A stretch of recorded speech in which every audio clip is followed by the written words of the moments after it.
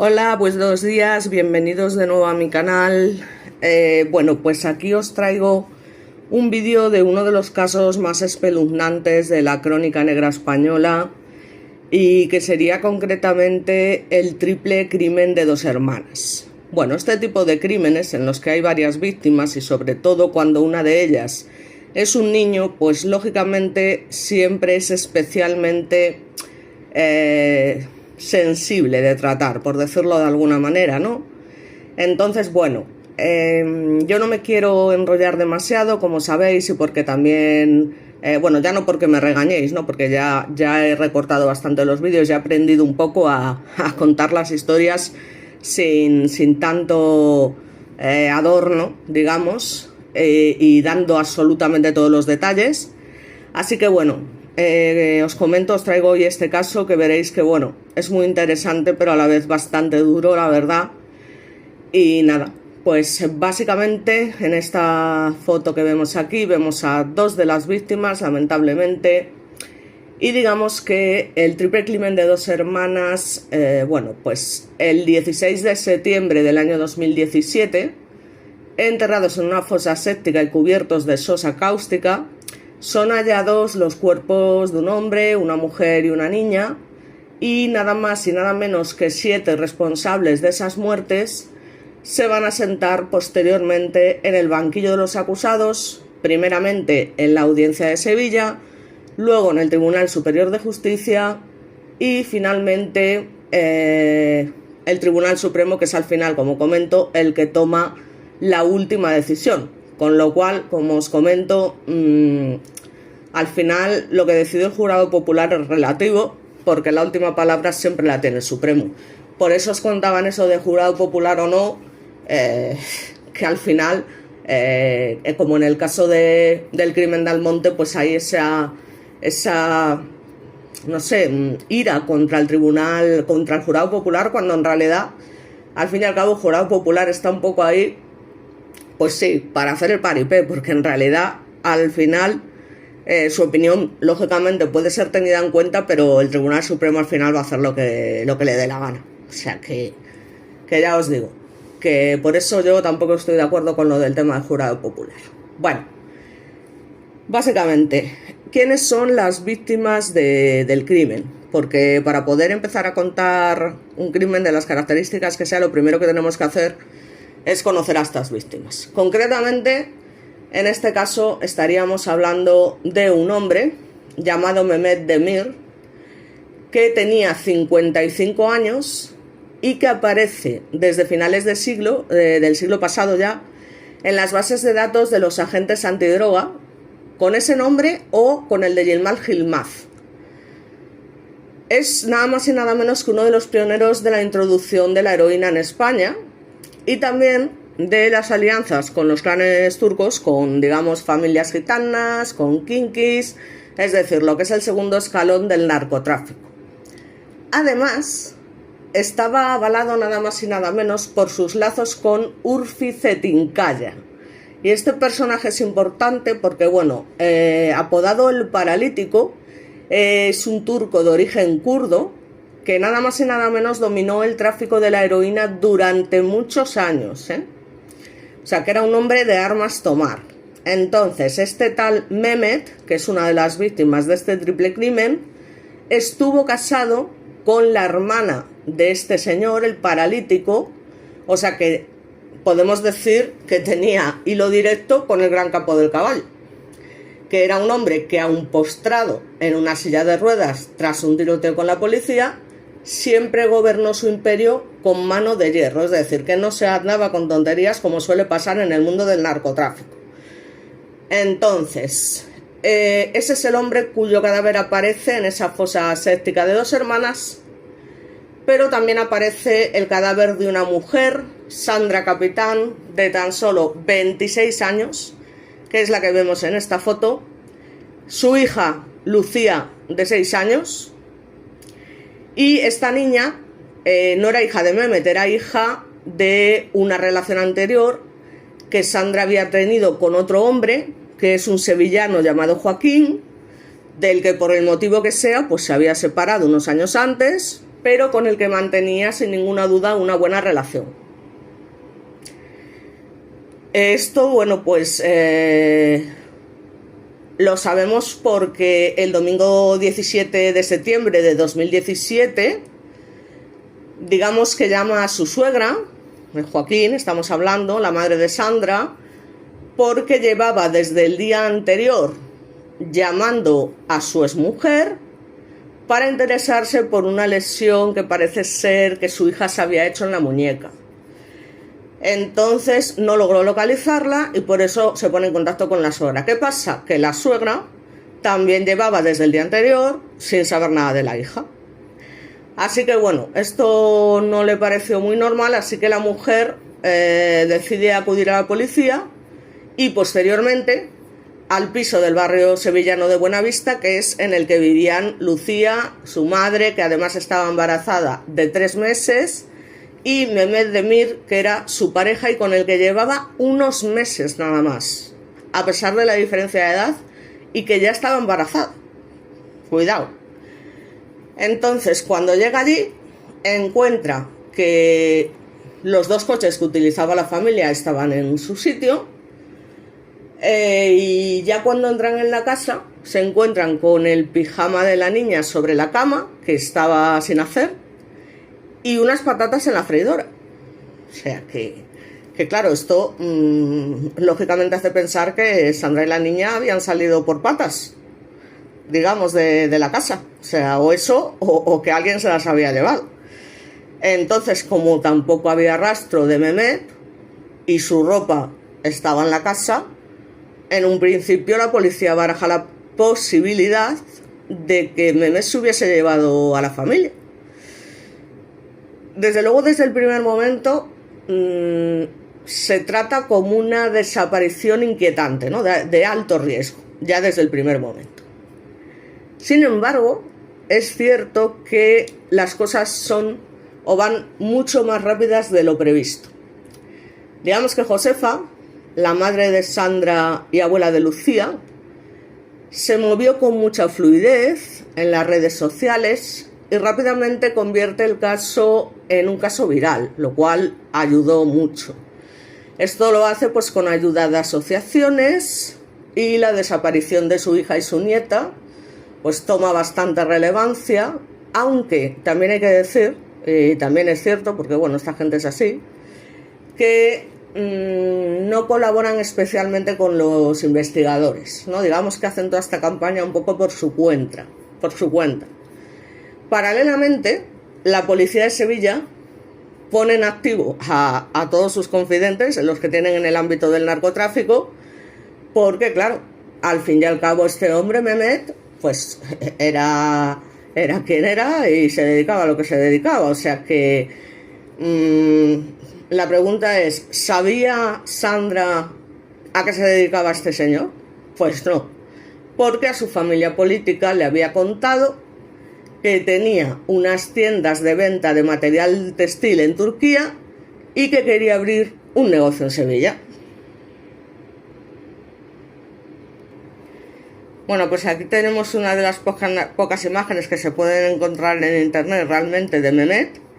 Y como veis, bueno, pues no es que sea especialmente de calidad, pero básicamente os la pongo para que le pongáis cara, básicamente, ¿no? A este turco que manejaba también el cotarro de la heroína en España, desde hacía además muchos años, ¿no?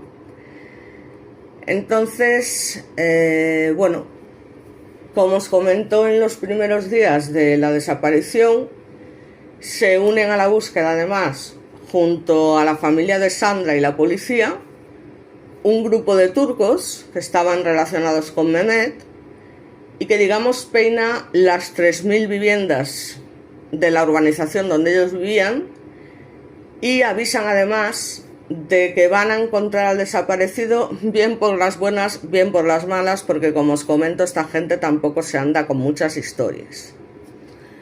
Pero digamos que en este caso es la policía la que avanza más rápido, ya que una persona que tiene el estatus de testigo protegido en la causa revela que había visto a Sandra entrar en una casa de Cerro Blanco, que es una barriada de 2 hermanas, que es uno de los epicentros, digamos, del tráfico de drogas de la zona. Paralelamente, el grupo de homicidios de Sevilla, que es uno de los mejores de España, comienza a recibir y analizar informaciones que apuntaban al clan de los Cabo como responsables de la desaparición. Así que, ya os digo, desde el primer momento todo cuadra. Ese clan además tiene su residencia y su punto de venta precisamente en esta barriada del Cerro Blanco, con lo cual blanco y en botella. Bueno, aquí también os pongo una fotito de la madre de Sandra y las hermanas, que bueno, como ya os comento, pues hacen desde el primer momento pues esa publicidad. Vemos aquí que tienen una foto tanto de Sandra como de la niña. Y bueno, pues el trabajo que también hacen para lógicamente intentar encontrarla. Pero bueno, ya os digo que es la policía la que se adelanta. Así que bueno, una vez que llegan a la conclusión de que es la familia Cabo la que vive en esta residencia de Cerro Blanco, directamente acuden a la casa de manera prácticamente militar, digamos, 15 días después de las desapariciones, provistos de los correspondientes papeles legales y demás. Registran 7 casas que están todas relacionadas con el clan de los Cabo, porque esta gente maneja mucha pasta, y se encuentran con una que estaba completamente vacía, estaba sin muebles y sin habitar, y luego había otra en la que residían temporalmente al menos el hijo del patriarca, llamado el Pollino, su mujer y sus 2 hijos. Y curiosamente hallan una factura reciente de compra de hormigón de días antes de las desapariciones, y además los agentes parece ser que sabían que en aquella casa había un pozo ciego. Había un pozo ciego, pues bueno, porque se lo habían dicho, o lo habían visto, perdón, en unos planos antiguos que existían de la casa. Con lo cual, desde el primer momento ya todo les hace presagiar que aquel pozo escondía algo terrible. Y efectivamente. Así que bueno, empiezan a realizar las pesquisas necesarias, y ya debajo del cuarto de baño de la casa, que estaba la casa, no veáis, o sea, estaba absolutamente impoluta, todo muy limpio, todo muy en orden y demás, pues hallaron el horror, literalmente. En un pozo ciego dieron con los 3 cadáveres golpeados, torturados, lacerados y rematados a tiros. Y no solo esto, es que encima de ellos habían echado sosa cáustica, que bueno, como sabéis es un componente químico similar a la cal viva y que básicamente sirve para acelerar la destrucción de un cuerpo.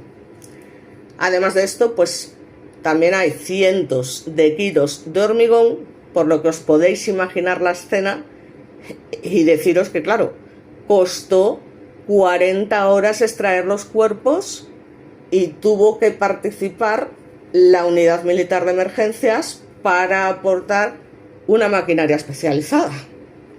Porque, en fin, sacar 3 cuerpos del concreto, o sea, de una masa de cemento, como os podéis imaginar, pues claro. Entonces, bueno, pues digamos que después de este hallazgo, la policía pues hace varias detenciones de lo que son todos los implicados en los asesinatos, y bueno, pues terminan lógicamente sentados en el banquillo de la Audiencia de Sevilla, entre los que se encuentran,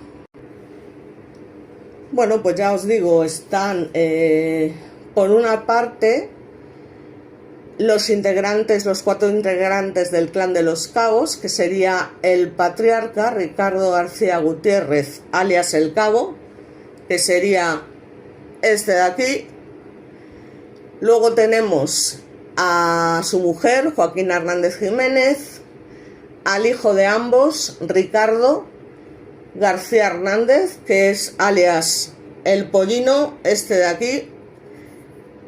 Tenemos también a su mujer, Elisa Fernández Heredia, esta señora de aquí.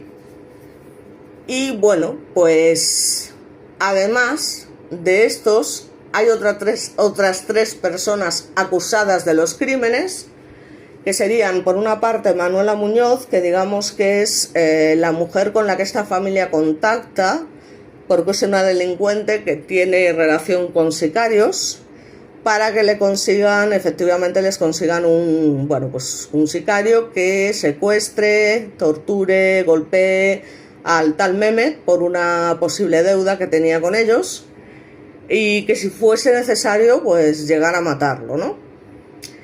Entonces esta mujer, Manuela, digamos que pues se pone en contacto con dos personajes, ya os digo, que son el Tapita y el Quino, ¿vale?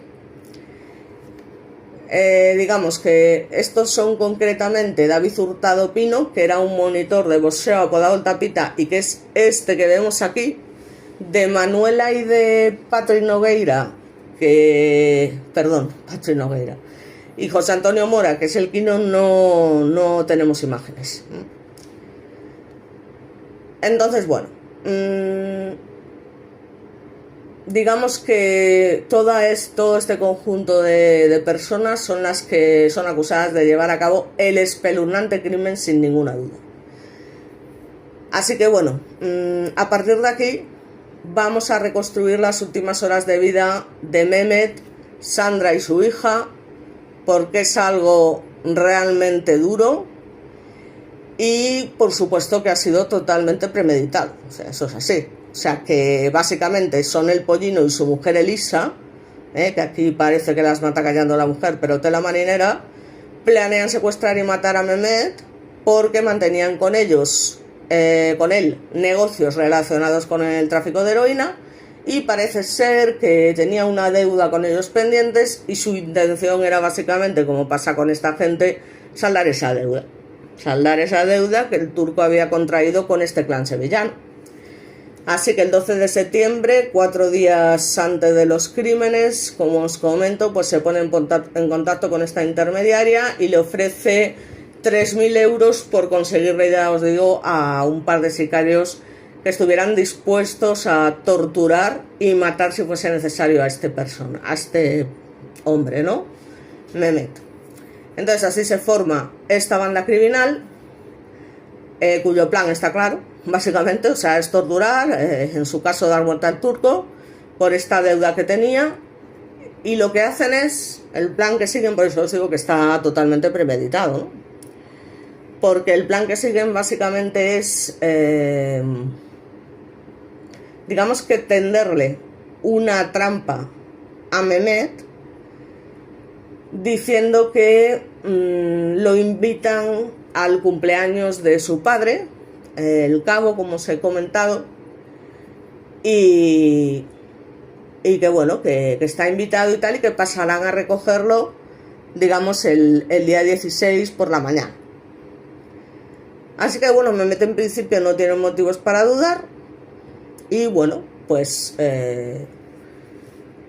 digamos que ese día el Pollino y el cabo, que son hijo y padre, recogen primero a los dos matones, que son Quino y el Tapita, por la mañana del día 16, y se van tranquilamente a desayunar a Alcalá de Guadaira, y a eso de las 10:30 aproximadamente es cuando llegan al domicilio en el que vivían Sandra, Lucía y Mehmet, y allí esperaron un par de horas hasta que vieron salir al turco, que literalmente pensaba que lo iban a recoger para celebrar el cumpleaños del cabo.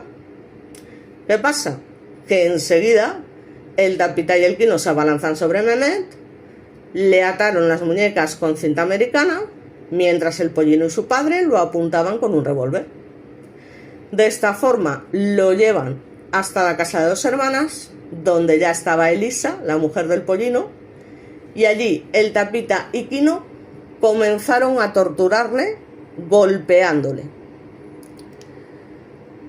Las investigaciones policiales determinaron que el fin del tormento era, como os comento, que pagase esa deuda, o que por lo menos le devolviesen la heroína que le habían fiado en su momento.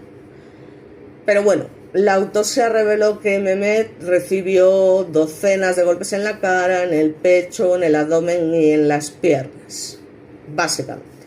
O sea que sufrió el hombre un suplicio, pero aún así esto no estaba sirviendo de mucho. Así que bueno, como ya no saben qué hacer, deciden ablandarlo, secuestrando también y llevando ante su presencia a su mujer y a la hija de esta. En fin, es lo que ya os digo, que es muy fuerte este caso. Así que el pollino y su esposa Elisa se van a la casa que era de Mehmet y su familia, en el barrio de Bellavista, y allí, bueno, pues a punta de pistola, básicamente secuestran a Sandra y a su hija, y también las trasladan hasta 2 hermanas. Así que una vez que están en la misma estancia donde habían torturado a Mehmet, el Quino y el Tapita ata a la madre por las muñecas y los tobillos con bridas, y así sin ton ni son y de manera totalmente cruel, y en fin, o sea, es que son cosas que yo ya os digo no puedo entender, comenzaron a golpearlas. Además, a la niña le taparon la boca con una cinta. Hay que tener en cuenta que estamos hablando de una niña de 6 años que está recibiendo golpes de 2 tipos, que uno de ellos se dedica, o sea, es entrenador de boxeo. O sea, son personas que saben pegar, y saben pegar haciendo daño. Ya me diréis a una niña de 6 años que un tipo de estos le peguen cualquier golpe del tipo que sea. Es decir, ¿dónde está la humanidad de estas personas? O sea, ¿cómo es posible que puedan pegarle una paliza a una niña tan pequeña? Y además os digo una cosa, o sea, es que el Mehmet o sea, cómo las engaña, y encima cómo permite que las lleven allí todo por no cantar, y ni siquiera cuando empiezan a torturarlas ser capaz de confesar, no sé, por si hubiese la posibilidad de salvarle las vidas, que probablemente no, porque ya les habían visto la cara y demás, y las hubiesen matado igualmente. Pero jolín, es que ni lo intenta, o sea, ni lo intenta. ¿Qué tipo de amor, qué tipo de tal es ese? A ver, lógicamente es lo que digo yo, llevaban meses, es que al final, no sé, yo estas cosas de los amoríos y demás, también tengo mis diferencias con la población en general. Total, que intentan ablandarlo y demás, pero no lo consiguen. Y en ese momento el Tapita y el Quino ven las intenciones últimas de la familia del pollino, que era matar no solamente a Mehmet, que era por lo que habían sido contratados en caso de que fuese necesario, sino también al resto de la familia, es decir, a los 3 secuestrados. Y en este momento el Tapita y el Quino dicen: no, yo aquí me piro, porque esto es algo muy grave y no era nuestra intención, desde luego, matar a una niña y a otra mujer de tan solo 26 años, una niña de 6, nosotros por 3.000 euros y demás, esto no lo vamos a hacer. Y bueno, claro, se van de allí. Pero ¿qué pasa? Que es que tampoco van a denunciar, ¿no? O sea, ellos sabían lo que iba a pasar. Pero bueno, ya os digo que aunque tal, no, evidentemente no dijeron nada, pues me imagino que por el motivo que nadie dice nada a este tipo de personas, porque saben perfectamente que los matan por chivatos y punto, ¿no? Pero bueno, que jolín, que es muy fuerte, o sea, en fin. Ya os digo, se guardan el dinero, se piran, no dicen absolutamente nada. Y bueno, pues cuando el cabo llega a casa después de haber llevado a estos tipos a un sitio X, se desencadenan lo que son las muertes. A Lucía le pegaron un tiro en la cabeza que penetra en el cráneo de manera tangencial y no le provoca la muerte. O sea que, así que aún con vida, y esto es, digamos, lo más fuerte del caso, la arrojaron a la fosa séptica, que bueno, tenía unas medidas aproximadas de 2 metros de profundidad y 1 de diámetro, y la autopsia lamentablemente revela que la pequeña llega al agujero con vida y que muere asfixiada por la sosa y el hormigón que le echaron encima. Muy, muy fuerte. Es decir, que la niña llegó a respirar en ese ahogo que me ahogo, llegó a respirar este cemento y esta sosa. O sea, tuvo que ser terrible, terrible. Es un horror, porque la niña pudo haber salido con vida de allí, incluso ya con un tiro en la cabeza, pero no hubo ningún tipo de piedad con ella ni con nadie. A su madre, de hecho, le metieron 5 balas en la cabeza y a Mehmet un certero disparo en la frente. Y también arrojan los cuerpos al pozo en forma de círculo, llaman a una empresa cementera a la que habían contratado el día anterior, y a las 5 de la tarde estos operarios pues llegan con una hormiguera y demás, pero claro, lógicamente el pollino les dice que pues que no podían entrar en la casa y que se iba a encargar él de introducir la manguera desde el camión hasta la fosa donde iban a arrojar el hormigón, claro, porque no podía dejar que vieran lo que estaban haciendo. Entonces, bueno, pues mientras echaban 7 metros cúbicos de hormigón, Joaquina, la madre del pollino, tranquilamente, con toda la calma del mundo, que no participó en los crímenes, pero sabía evidentemente lo que estaba pasando, invitó a los operarios a un café, así, tan normal. Y no solo eso, es que con 3 muertos bajo el baño, la familia actuó con total normalidad, muchísima más de la que os podáis imaginar, y tras matar a Sandra, Mehmet y Lucía, celebran una barbacoa con música alta para celebrar lo que era el cumpleaños del patriarca, y 2 días después de los crímenes, tan tranquilamente, contratan unos albañiles para acabar de rellenar con mortero y ferralla el agujero del baño y después colocar unas losetas de tal manera que, bueno, pues lo que es la tumba quede completamente invisible. El pollino pues confiesa cuando ya son, como digo, encontrados los cuerpos, que se encuentran bastante rápido, y confiesa porque le dice la policía, parece ser, que a cambio de su confesión liberaría a sus padres. Entonces, básicamente, le echa la culpa a los sicarios y estos dicen que ellos simplemente fueron contratados para secuestrar y dar escarmiento al turco. Así que al final, como pasa siempre, nadie está contando realmente toda la verdad.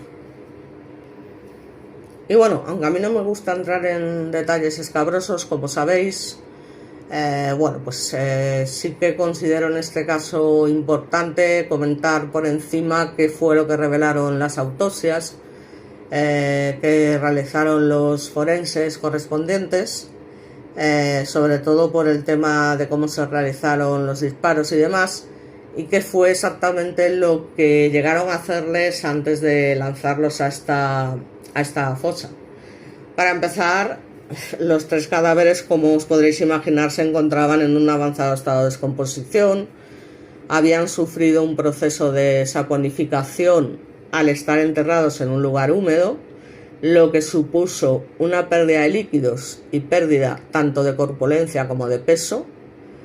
La data de la muerte, como os comento, se fija en la tarde del 16 de septiembre, que es el mismo día que fueron secuestrados.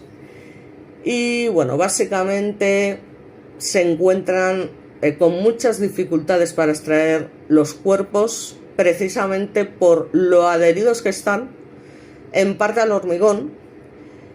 Y de hecho, pues los cuerpos es que no se pueden sacar enteros. En el caso de Mehmet, por ejemplo,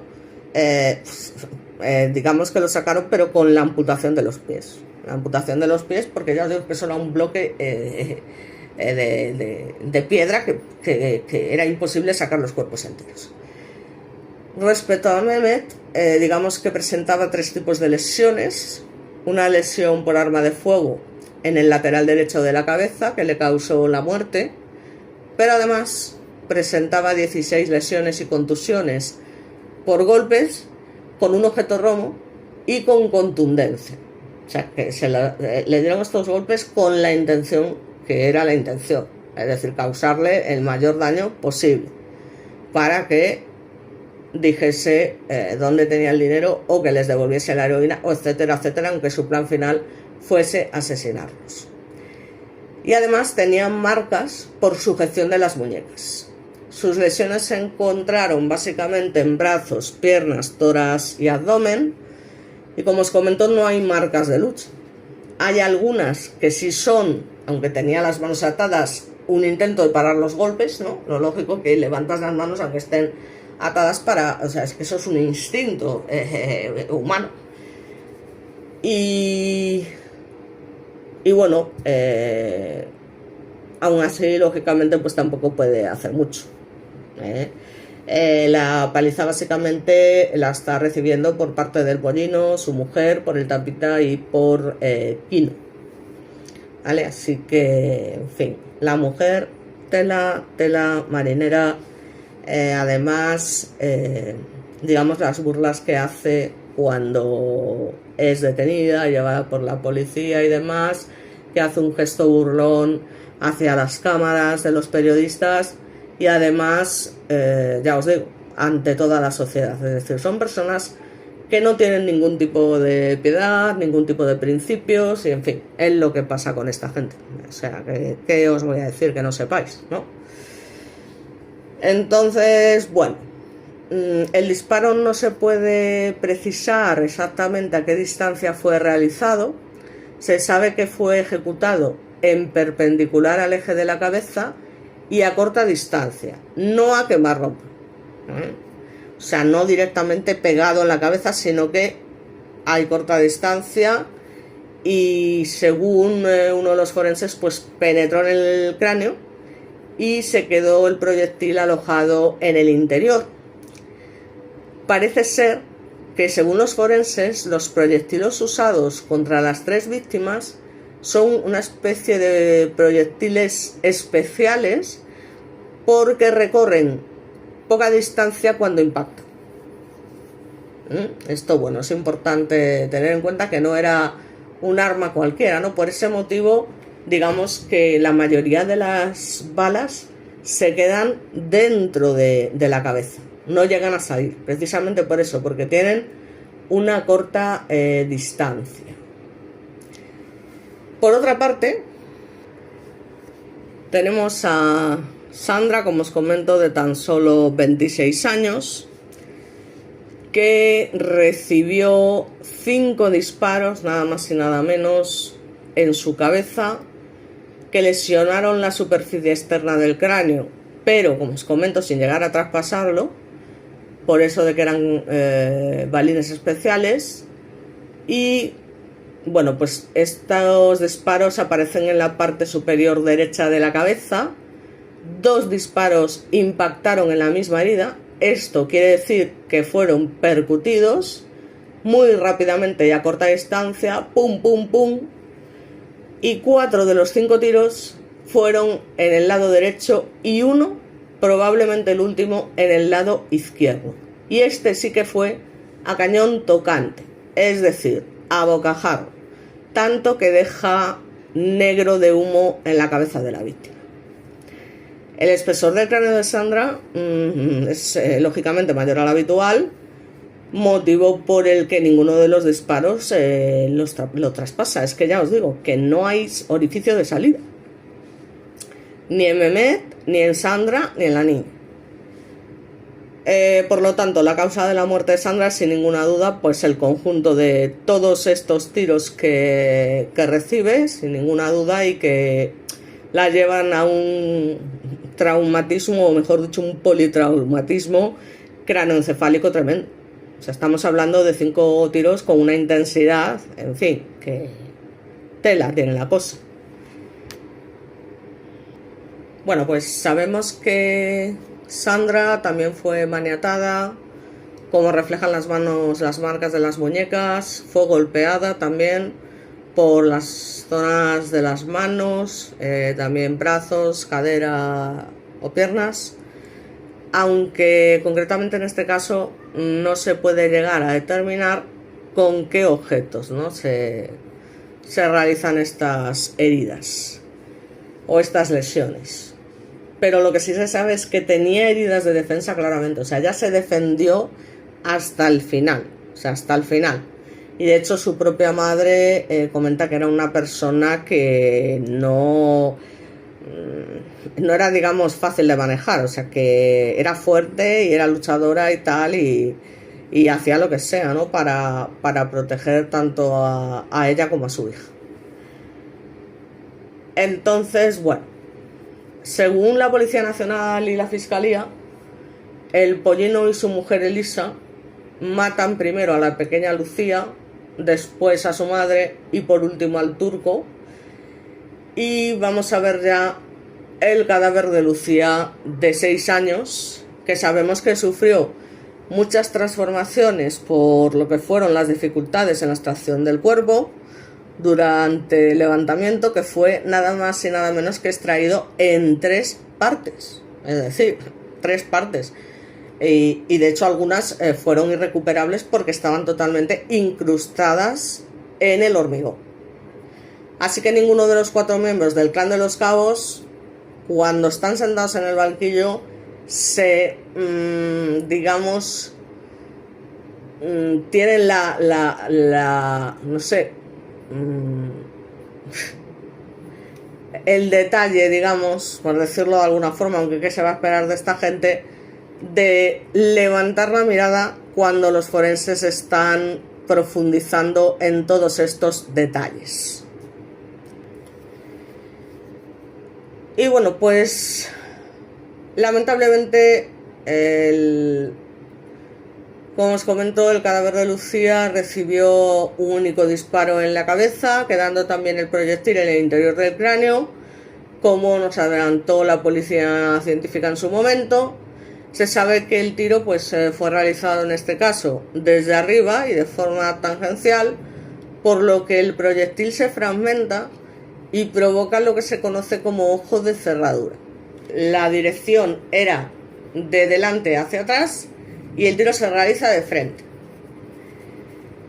Los golpes, que es lo peor de todo, no solo fueron para retenerlos, es decir, fueron, ya os digo, para torturarlos y causarles daño. Entonces, Lucía, que era la única que no presentaba signos de haber sido maniatada, igualmente fue golpeada en la cara, en la frente, en el cuello, en el tronco y en los brazos. También la pobre tenía lesiones de defensa, como si se hubiera tapado cuando era agredida. Ya os digo que esto es algo instintivo. Y bueno, pues el jurado pregunta, entre otras cosas, a los forenses, porque en principio, ya os digo, son, digamos, se produce el juicio en la Audiencia Nacional de Sevilla y por un jurado popular. Entonces el jurado le pregunta a los forenses si fueron simples golpes o si realmente fueron torturados los 3. Y los forenses pues básicamente les dicen que el patrón y la distribución de las lesiones indica que no solo fueron causados para retenerlos, ¿no? Así que ha afirmado, precisando que hablar de tortura es una conjetura, añadiendo que a una niña es fácil de retener porque los golpes fueron intencionados. Así que ya os digo, estamos hablando de golpes antes de la muerte, que no son consecuencia de haber sido arrojados a la fosa, y digamos que en los 3 cadáveres aparecen restos de un material extraño, que es una sustancia externa y ajena al cuerpo, sólida y oscura, fruto de una reacción química con restos biológicos, y que básicamente era óxido de calcio. En los 2 adultos se encuentra en la cavidad bucal, adheridas a los dientes, pero en la menor de 6 años fue más allá.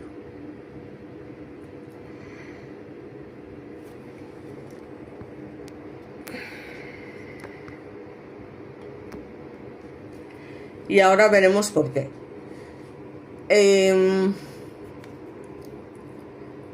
¿Por qué Lucía presentaba esta sustancia negruzca y semisólida en la faringe, la laringe, bronquios y pulmones? Pues por lo que os había comentado, porque respiró dentro de la fosa, aspiró este material antes de morir, es decir, estaba viva cuando fue arrojada.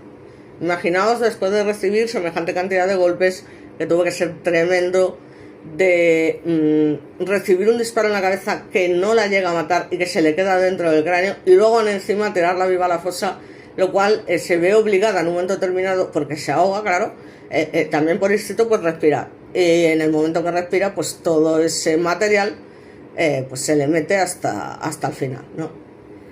Entonces, en este caso, lamentablemente, las causas de su muerte no fueron el disparo, sino que fue la aspiración de este material. O sea, murió asfixiada en realidad, ¿no? Así que terrible. O sea, es horroroso cómo quedaron los cuerpos de las 3 víctimas. Incluso llegan a comentar forenses y doctores y demás que nunca habían vivido un levantamiento de cadáveres con estas características. Así que bueno, esto sería básicamente lo que dicen las autopsias. Y ahora vamos a ver lo que son las sentencias y demás, que se realizan primero en la Audiencia Nacional de Sevilla. Lógicamente los detenidos pues son el Pollino, su padre el cabo, Elisa la mujer del Pollino, el Tapita, Quino, Manuela que era la mediadora, y creo que me falta alguien. Eran 7 en total: la mediadora, los 2 turcos, el Pollino, Elisa, el padre. Bueno, si me falta alguien, ahora lo vamos a ver. Entonces, bueno, el caso es que la Audiencia Nacional, que es, ya os digo, llevada a cabo por un jurado popular, lo que hace es condenar, como suele pasar con los casos del jurado popular y sobre todo en este tipo de delitos, pues lo que hace es condenar a 40 años a lo que es el Pollino y el cabo, que es el padre.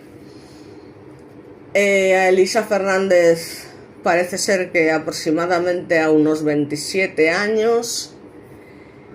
Y bueno, pues ¿qué pasa? Que bueno, las acusaciones lógicamente son de los 3, el Pollino, su padre y su esposa, 3 delitos de detención ilegal en concurso medial con el delito de asesinato y un delito de tenencia ilícita de armas, que lógicamente son halladas en la vivienda, ¿no? También, del Cerro.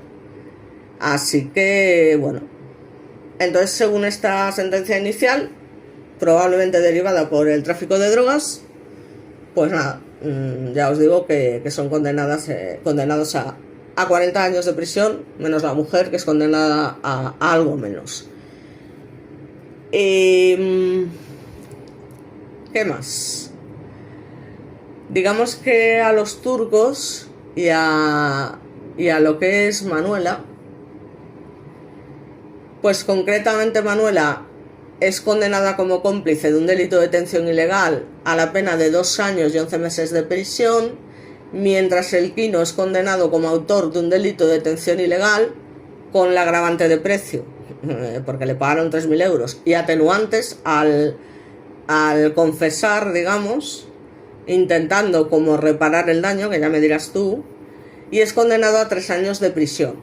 Y luego, por otra parte, el tapita va a ser condenado a 4 años de cárcel por un delito también de detención ilegal, con la circunstancia agravante de precio y atenuante de confesión. ¿Qué pasa? Pues que todo esto al final pasa, como os comento, al Tribunal Superior de Justicia y finalmente al Tribunal Supremo. Con lo cual, es lo que digo, o sea, esas críticas que hay cuando el jurado popular da una sentencia con la que la gente no está conforme, como pasó con el crimen de Almonte, no tiene ningún sentido, como ya comento en otro de mis vídeos. O sea, no tiene ningún sentido porque al final los que toman la última palabra es que son los tribunales, o sea, es el Tribunal Supremo el que decide cuál va a ser la condena definitiva. Así que al final el jurado popular, vamos a decirlo alto y claro, hace paripé. O sea, quiero decir, porque al final esto va a ser revisado siempre porque va a haber, está claro, una revisión y al final los que toman ahí la decisión son quienes son, que son además los que la tienen que tomar porque son las personas especialistas y que trabajan en esto y que son las únicas personas que realmente saben lo que hay. O sea, esto es así y ya lo cuento en uno de mis otros vídeos donde hablo del crimen de Almonte y del de Marta Castillo para comparar eso de que jurado popular cuando nos conviene, como en el caso de Marta Castillo, o jurado popular cuando no nos conviene, como en el caso de Almonte.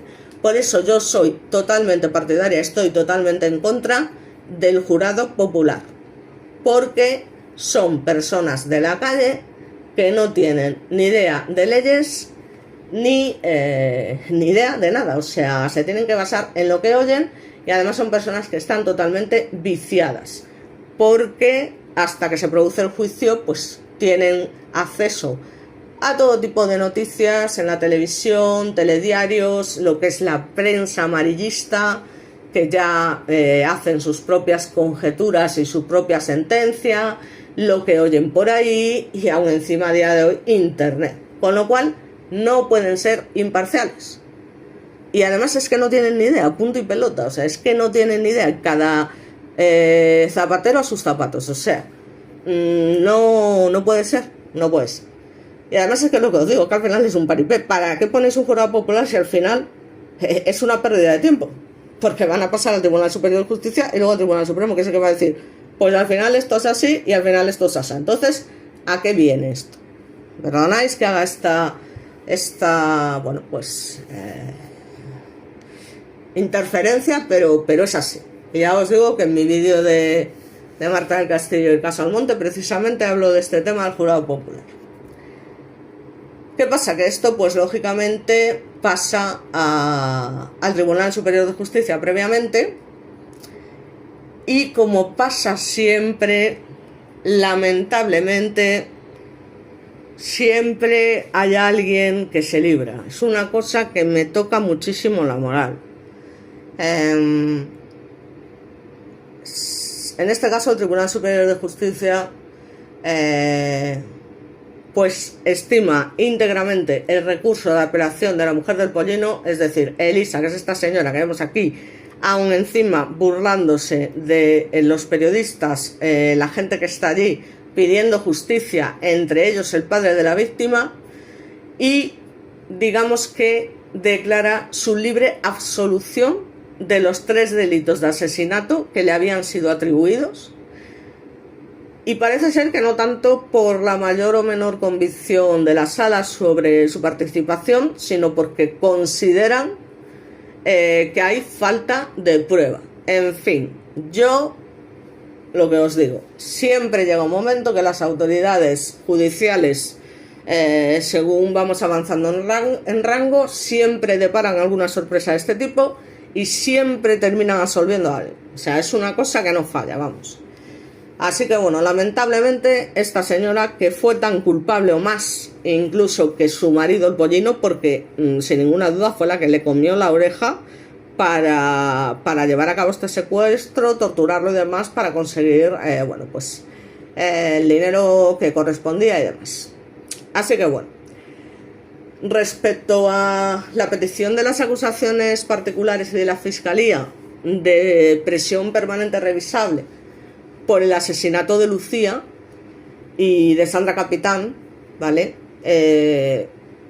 Digamos que debido al recurso de apelación del padre de la menor, pues directamente imponen la pena de prisión permanente revisable al Pollino y al Cabo, padre e hijo, lo cual por una parte pues es una alegría porque, bueno, por lo menos ya no están condenados a 40 años, sino que son condenados a esta prisión permanente, que es como cadena perpetua, que ya os digo que parece que es difícil, ¿no? Hablar así de cadena perpetua y tal. Pues no, pues es cadena perpetua, literalmente, ¿no? Y fueron calificados, lógicamente, por asesinato y con la concurrencia no solo de alevosía, sino también de saneamiento. Entonces, bueno, pues por esa parte el padre queda satisfecho porque por esta condena, que es mayor a la que en principio había puesto la Audiencia Nacional, pero por otra parte, pues lógicamente le da rabia, lo cual es normal, que esta tal Elisa, una personaje de cuidado, pues quede en libertad, básicamente. Bueno, pues aquí tenemos al padre de Lucía, Joaquín, que sin ninguna duda, como os comento, es, bueno, pues un luchador y la persona que a día de hoy todavía sigue luchando por su hija, por supuesto.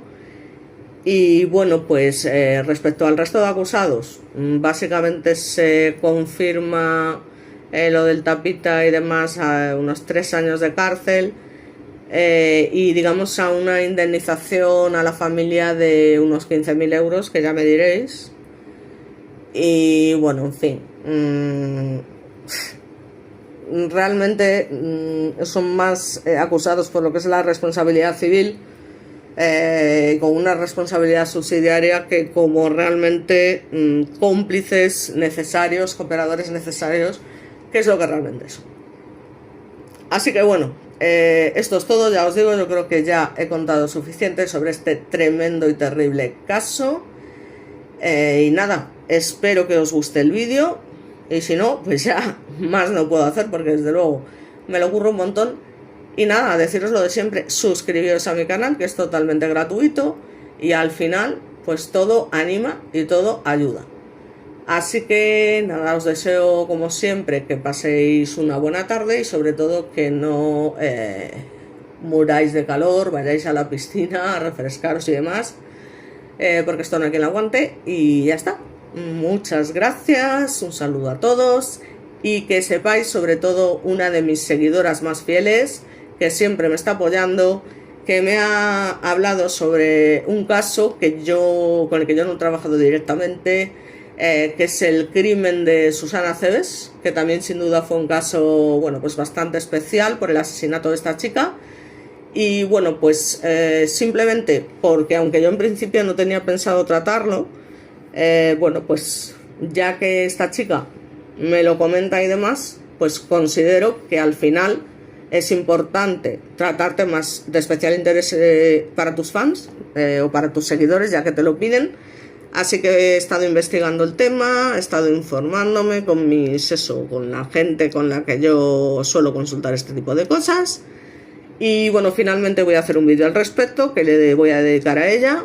Y nada más. Daros las gracias y nada más. Un saludito y que paséis buena tarde. Nos vemos en el próximo vídeo.